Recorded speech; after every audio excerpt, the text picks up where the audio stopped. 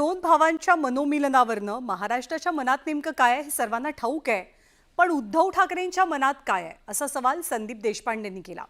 तर याबद्दल बोलताना सुषमा अंधारेंनी देशपांडेंना एक सल्लाही दिलाय। आपण ऐकूया दोनही नेते काय म्हणतात।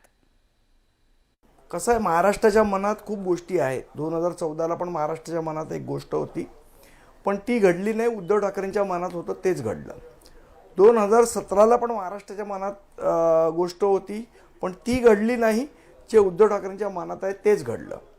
2019ला पण शिवसेना भाजप युती म्हणून लोकांनी मतदान केलं, पण जे महाराष्ट्राच्या मनात होतं ते घडलं नाही। उद्धव ठाकरेंच्या मनात आहे तेच घडलं। आता आलं 2025। आता महाराष्ट्राच्या मनात काय आहे सगळ्यांना माहिती आहे, पण ते महाराष्ट्राच्या मनातलं घडतंय का उद्धव ठाकरेंच्या काय मनात आहे तेच घडतंय ते आता येणारा काळ ठरवेल। मला असं वाटतं त्याच्यासाठी वाट बघू। त्यांनी सांगितलं काही संदेश नाही तर थेट बातमी देणार, तर वाट बघा, वाट पाहूया। रीतसर प्रस्ताव जाण्यासाठी किंवा काही अडचण आता असेल तर मला वाटतंय संदीप देशपांडे सारख्या लोकांची अडचण आहे का असं आता खेदाने म्हणावं लागतंय। त्यामुळे संदीप देशपांडेंनी विनाकारण अपशब्दाची वाटणी ज्याला म्हणतात ती अपशब्दाची वाटणी स्वतःच्या डोक्यावर घेऊ नये। पांडेंच्या म्हणण्यापेक्षा सुद्धा आपण जास्त महत्त्व दिलं पाहिजे ते अमित ठाकरे यांच्या स्टेटमेंटला आणि आदित्य ठाकरे यांच्या स्टेटमेंटला।